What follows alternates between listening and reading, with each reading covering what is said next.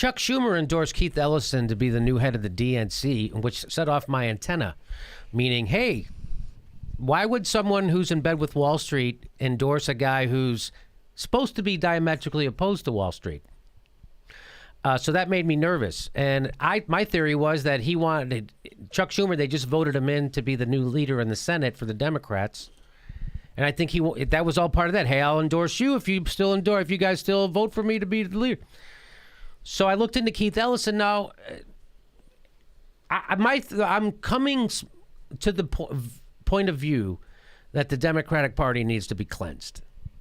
Because they go, Keith Ellison, he's super. But wouldn't it be great to have a Muslim in charge of the DNC for Trump? Stop the identity politics. Yes. Stop it. Wouldn't it be great? We'll have our first woman warmongering corporatist who sells out her own country. Wouldn't that be great? No. So people are like, Keith Ellison. And yeah, Keith Ellison did back Bernie, which is great. He raises lots of money too. I mean, here's his money. 2 million. So every time he runs, every 2 years, he raises a couple $1 million. So Keith Ellison in the 2015-2016 cycle has gotten how much from super PACs? $303,750. From super PACs, he's taken over $250,000 from super PACs as a congressman. Is that a bad thing? It's up to you to decide. I think we need to get rid of the corporate cash. People are saying, well, you got to have donors. Yeah, like Bernie did. Can we go back to that model? Or do we still have to try to win back the government with a bunch of fucking corporatists? So, all right, I'll give him a pass on this. It's only 13% of his total stuff raised. He raised from super PACs. Okay, well, everybody was upset about Libya. You remember Libya? Remember, because everybody hated Hillary Clinton for saying this about Libya, because Libya was a huge failure, right? We went in. It turns out Gaddafi, again, wanted to have some sovereignty for the people over there, and that's when the America was like, no, you got to go. We need that oil money flowing. We need the oil flowing. You can't stop doing, and that's what it was again all about fossil fuels. Why we got rid of him. And Hillary Clinton said this. That is the land of unconfirmed reports. Yes, we came, we saw, he died. Did it have anything to do with your visit? No, I'm sure it did. Libya, as Barack Obama considers his biggest blunder, foreign policy. I consider not stopping the Iraq and Afghanistan war and starting a new one in Syria to be a bigger blunder, but Libya is pretty horrible too. He considers it, Barack Obama, his biggest blunder. And that's Hillary Clinton giggling about it, and everyone went nuts about that. Well, I don't know if you know this, but Keith Ellison tweeted this out. Obama's Libya strategy helped to oust Gaddafi, join international community, aid freedom to Arab world, avoid occupier role. Good job, I'd say. Barack Obama's biggest blunder. Good job, I'd say. That's Keith Ellison. Good job. What about Syria? Now, I remember when the Syria thing, they were like, hey, we got to start bombing in Syria because they're using gas to kill people. Is it the gas that we gave Saddam to kill his people, or is it a different gas? Oh, different gas? So then we have to bomb. That's what Barack Obama said. We have to go bomb Syria because they used gas to kill people. I said, that's bullshit. We shouldn't bomb Syria. Stay out of it. Turns out we found out why they want to bomb Syria, because it's all about fossil fuels in a pipeline. So we were right about that. The Syrian war is all about fossil fuels, just like we thought. And, turns out Ellison backs attack on Syria. Others in Minnesota delegation begin weighing in on the intervention. More than a week before President Obama asked them to authorize military attack on Syria, members of the Minnesota congregation delegation are beginning to take a position either for or against the strike. Only Keith Ellison has come out to fully back the strike on Syria. Something pushed for by Obama. So what Obama did is that, he's going to go, well, I'm going to ask the Congress for approval, which he didn't have to do. He thought he would get it. He didn't get it. People were against them bombing Syria. So what he did the next time he wanted to bomb Syria, you know what he did? He didn't ask anybody, and he just started bombing Syria. And we let him. They bombed Syria so much, they ran out of fucking bombs. They did. That's how much we've been bombing Syria. They ran out of bombs. Keith Ellison, one of the first ones to come out, yeah, let's do it.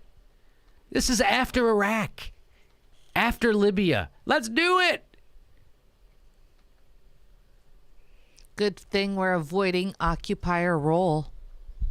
So is Keith Ellison better than the rest? Yes, he's better than the rest of them. Does that make him excited about having a warmonger, a guy who was down for every? No, it doesn't make me happy. So I think we got to get rid of. And then they went on and chose Chuck Schumer to be their Senate leader.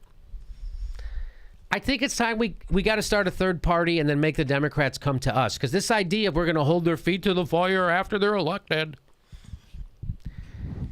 is dumb and doesn't work. Let's get them elected.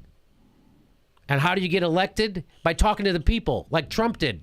Trump stood up against corporatism and spoke for the people. Whether he's going to deliver, I don't think he will.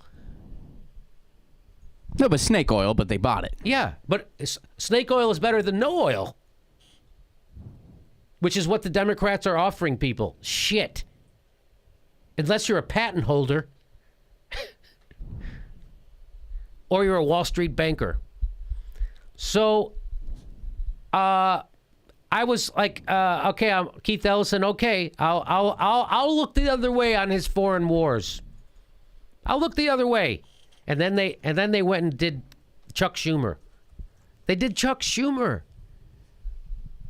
And is Keith Ellison screaming about it? That they bit the biggest Wall Street insider they just elected as their leader in the Senate?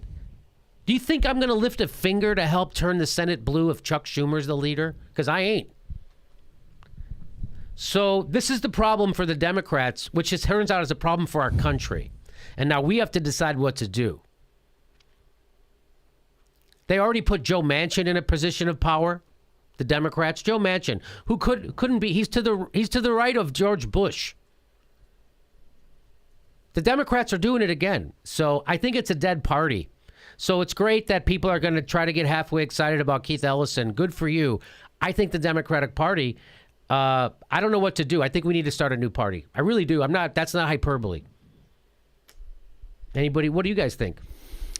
I think if they don't clean house, then yeah, we really need to start going in that direction. One of the things I was most excited about as far as like trying to see a glistening of light is the fact that here in California, we're pressuring to overturn Citizens United, and Maine passed ranked voting.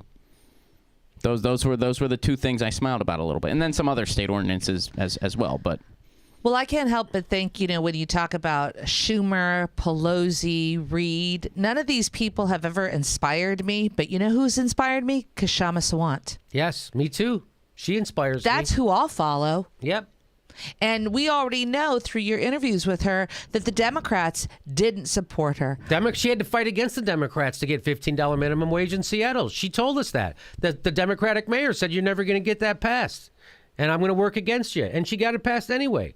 And that's what she said. She said, no matter who you are, if you're a progressive movement, your movement will meet a graveyard in the Democratic Party. You want to re-regulate Wall Street? Dead. Get out of here. You want to break up the banks? Get out of here. You want to stop the wars? Get out of here. You want to stop fracking? Get out of here. You want to stop the pipeline in North Dakota? Get out of here. That's what the Democrats think. It's a graveyard if you're a progressive. So everybody's getting their bush in a knot over fucking Keith Ellison and that I was against him. No, I'm just skeptical of the whole goddamn Democratic machine. Al Franken certainly has turned out to be a big bright spot, huh?